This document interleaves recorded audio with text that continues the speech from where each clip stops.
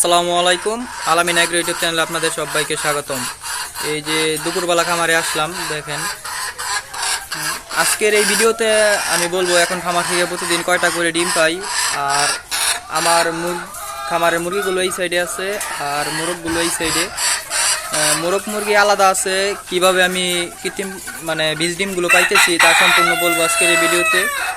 তো ভিডিওটি দেখেন, তাহলে দেশি মুরগির খামার সম্পর্কে একটা ধারণা পাবেন।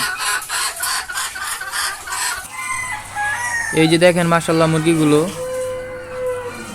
মুরগিগুলো এই সাইডে থাকে। এইখানে 38টা মুরগি আছে।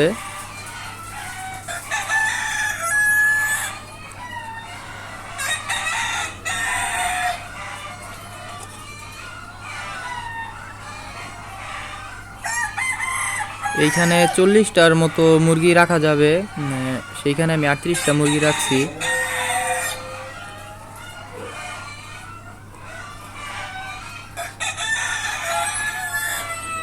আমার এখানে গলাশিলা, জুটি সব ধরনের মুরগি আছে। এইটা একদম দেশি মুরগি, দেখেন মাশাআল্লাহ ডিমের সাইজ, সবগুলো ডিমের সাইজ সেম মাশাআল্লাহ।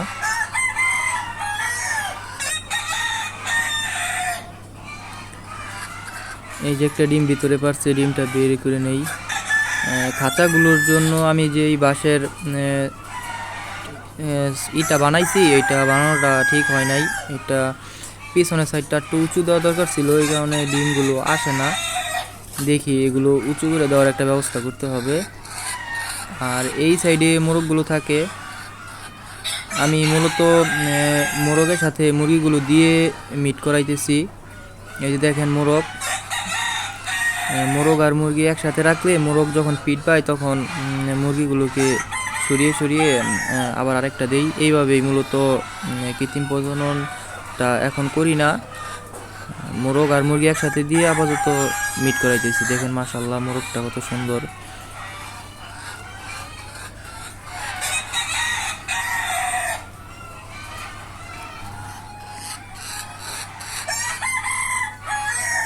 এইখানে 38টা মুরগি আছে।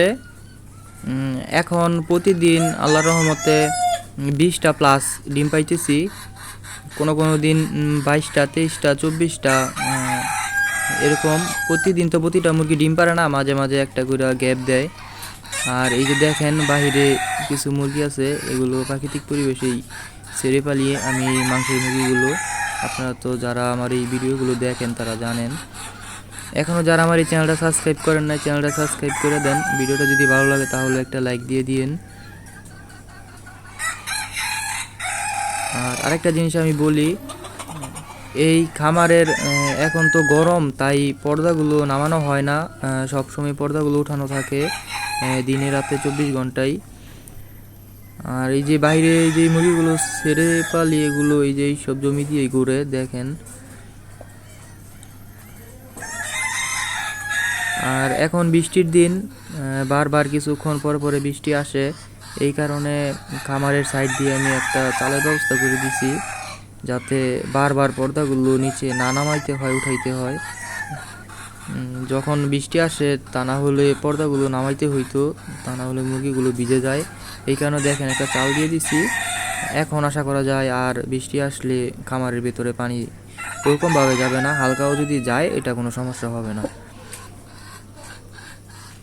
দেখেন খামার ছোট্ট একটা ঘর, এটা অত বড়ও না, 15 ফিট লম্বা আর পাশে হলো 7 ফিট। অনেক ছোট একটা ঘর। ছোট্ট একটা ঘরের মধ্যে কিন্তু অনেকগুলো মুরগি আছে মাশাআল্লাহ। সো আজকের ভিডিওটা এই পর্যন্তই, সবাই ভালো থাকবেন।